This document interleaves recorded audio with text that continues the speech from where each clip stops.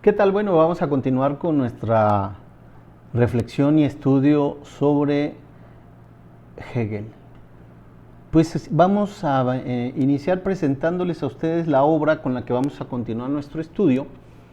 Y esta obra la tenemos con esta presentación que tenemos la fortuna de encontrar cerca de nosotros del Fondo de Cultura Económica. Fondo de Cultura Económica.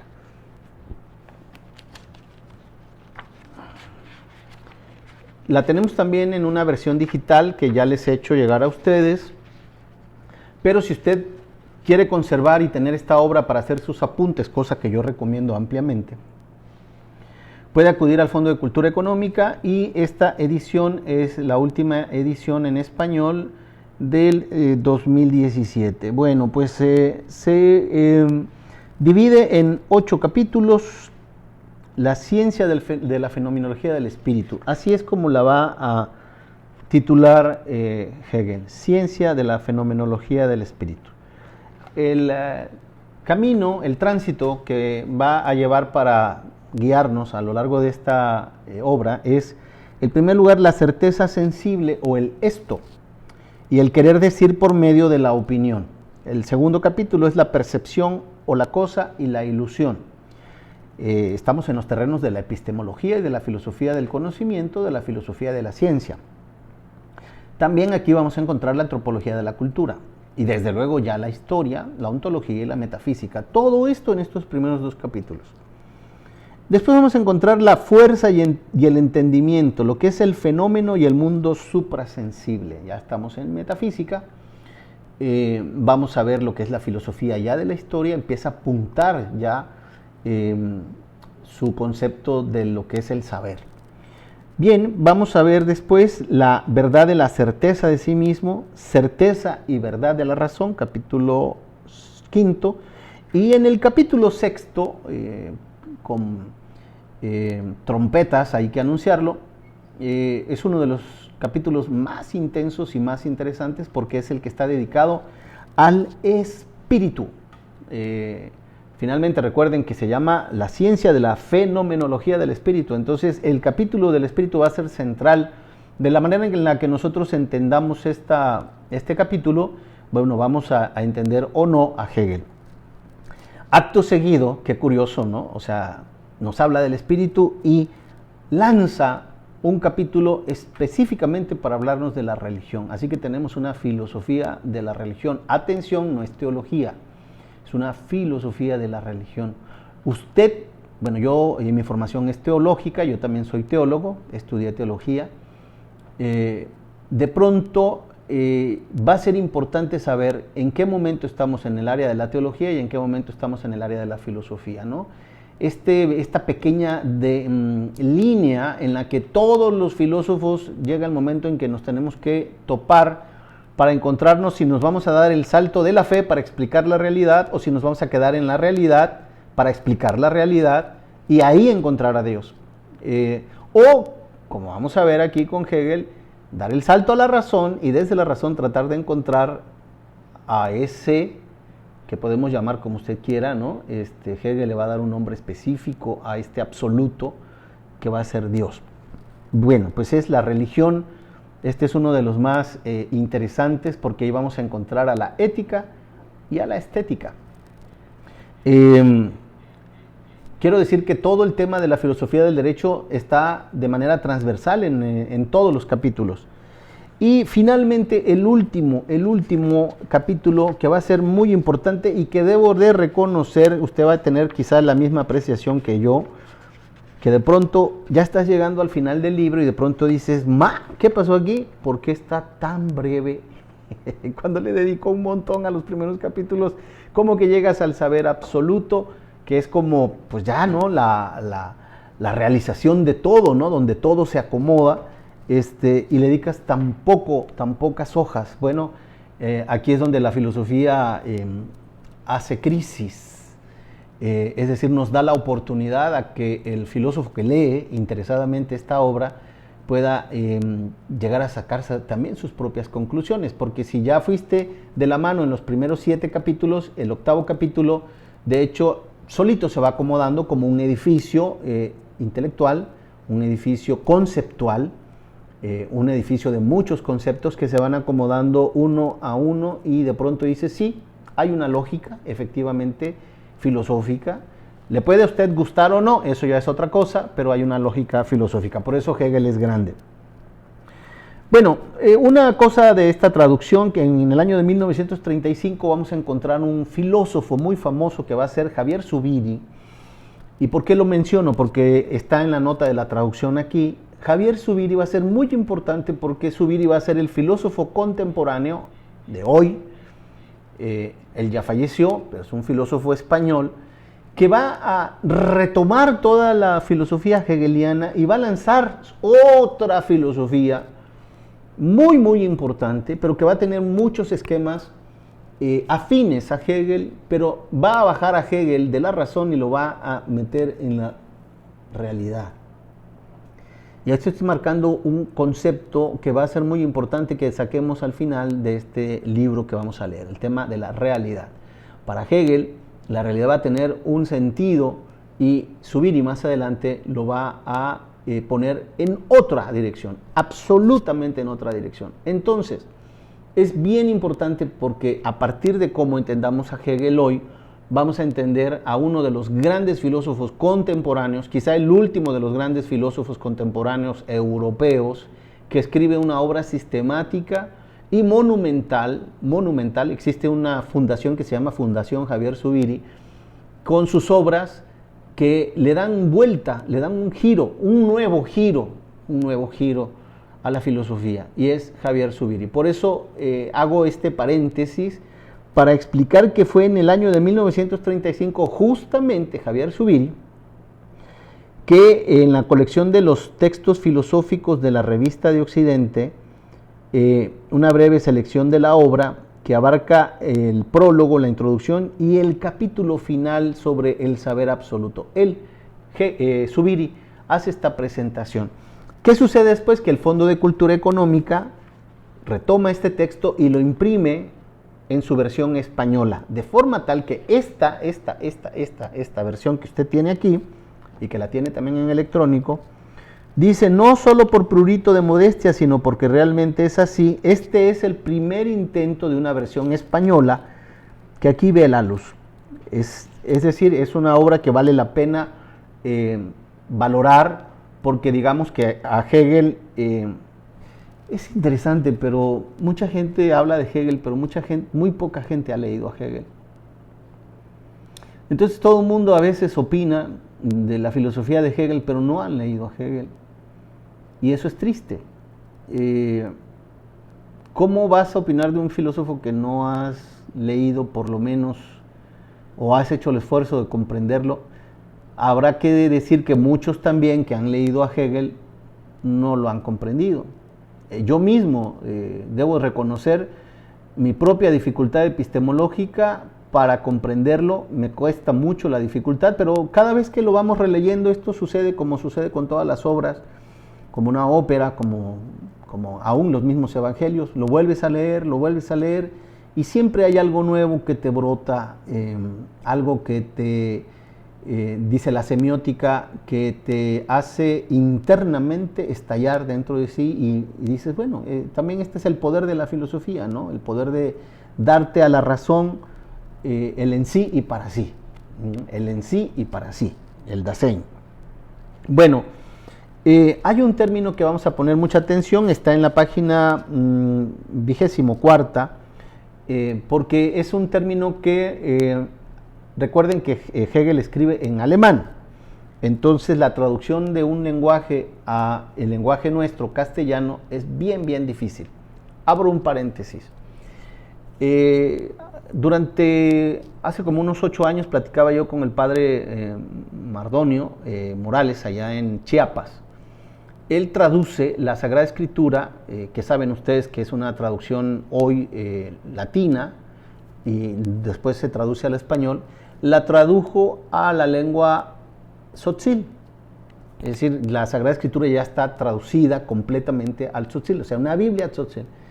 Y él nos explicaba lo difícil que era poder explicar, por ejemplo, para una lengua indígena, el concepto de Dios, porque para los indígenas de esa cultura Dios es padre y madre, no es Dios padre como lo entendía el judaísmo de Jesús. Y entonces decía, qué difícil es hacerle entender a ese concepto, a un concepto, a la lengua de la cultura local.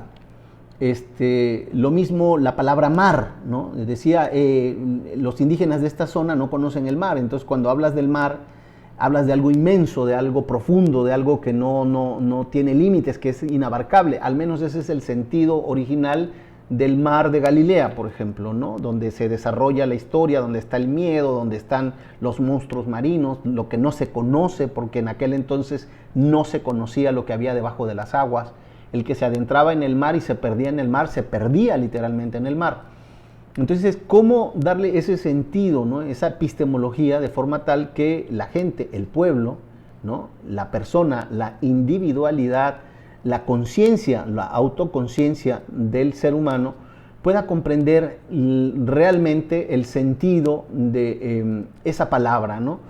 Bueno, imagínense si la escritura fue escrita en griego, luego se tradujo al latín, luego se tradujo al español y finalmente se traduce al tzotzil o a cualquier otra lengua indígena, chontal, la que sea, ¿no? La tarahumara. Qué difícil es, imagínense ustedes, traducir del alemán con el pensamiento y el lenguaje alemán y la cultura alemana, con las pormenores expresiones de Hegel, el en sí, el para sí, la autoconciencia, etcétera, a la lengua española y sobre todo a la mentalidad latinoamericana. Porque hay que entender que Hegel está en una lógica eurocentrista, es decir, él está en una mentalidad pues, de Europa y de lo que acontece en Europa. El Estado prusiano, Napoleón, las guerras, la iglesia, la religión, la ilustración, ¿no? Que va a ser un tema completo de Hegel, el tema de la ilustración. Pero ¿qué está pasando en México y en América Latina? En 1810 estábamos en plena independencia de México, en plena guerra de independencia.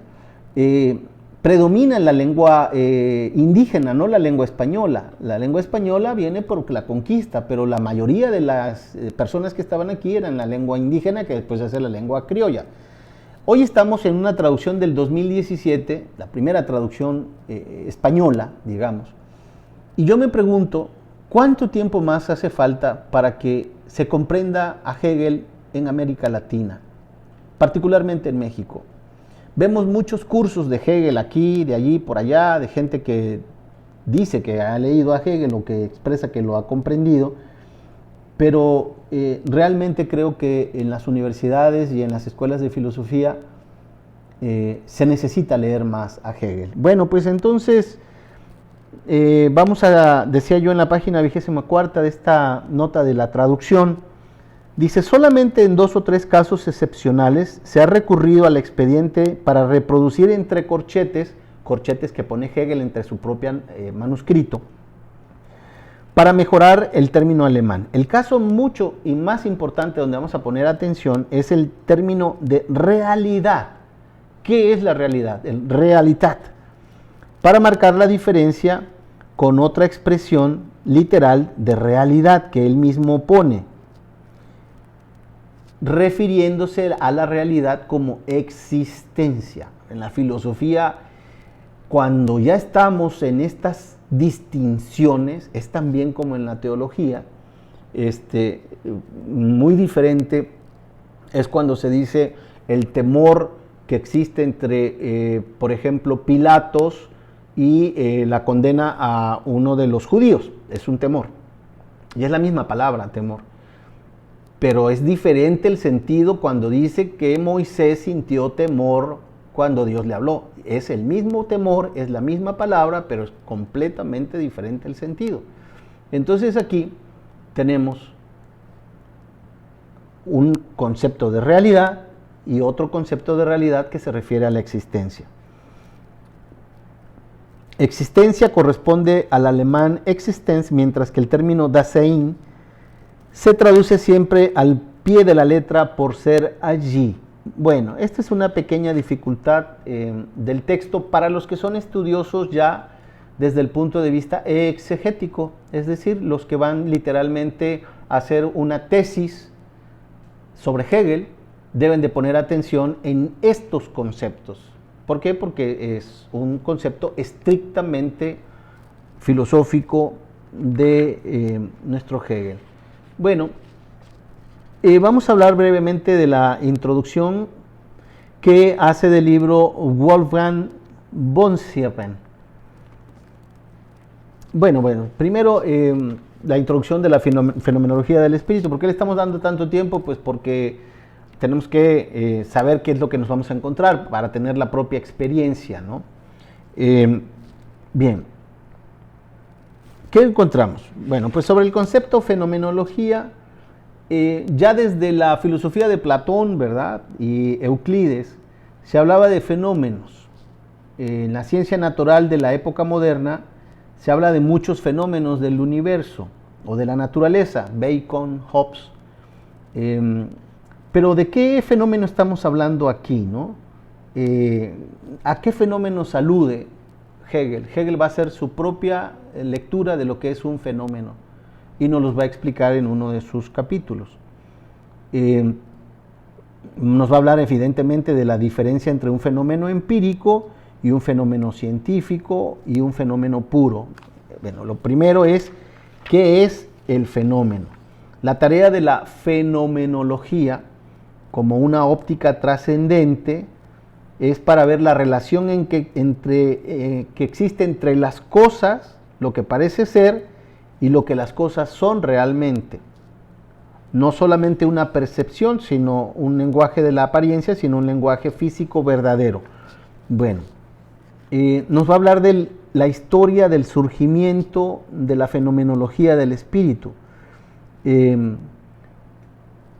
Vamos a entender la vida del espíritu, el espíritu absoluto, como un encontrarse a sí mismo en el absoluto desgarramiento. Hay unas expresiones de Hegel, ay Dios mío, pues muy existencialistas, pero muy conceptuales, muy racionalistas, ¿no? Un desgarramiento en el absoluto. Así vamos a encontrar otras. Un poco dramático, ¿no? Bien, la cultura como una, entre la cultura y la historia se encuentra una autodeterminación, la fuerza del entendimiento, ¿no?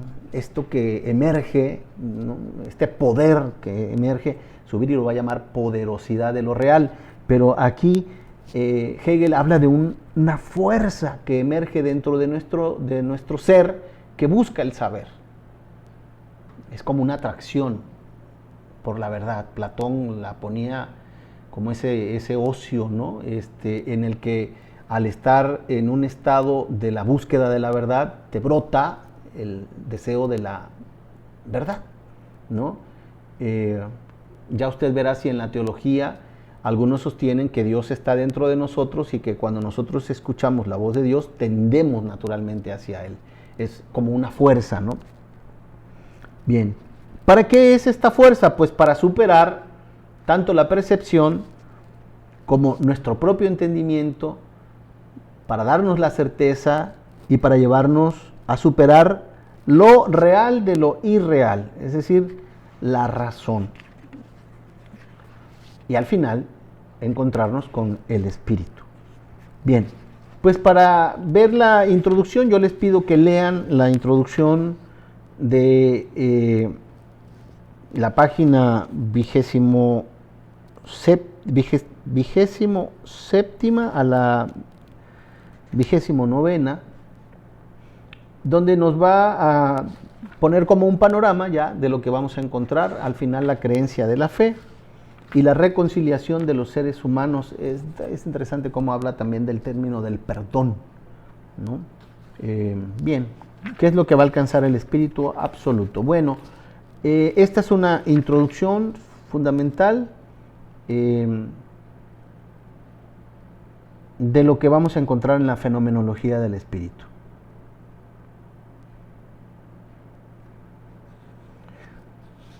En ninguna parte se debería de hacer tanto alarde de la fenomenología, porque ella es y permanecerá siempre un libro más alabado que leído. Este es el escollo que yo quiero que superemos nosotros. Que leamos a Hegel y que podamos superarlo. Les dejo con el título de la obra, como aparece en el original. La filosofía, la ciencia de la filosofía, la ciencia de la fenomenología del espíritu. Bueno, hacemos una pausa para hacer nuestros comentarios.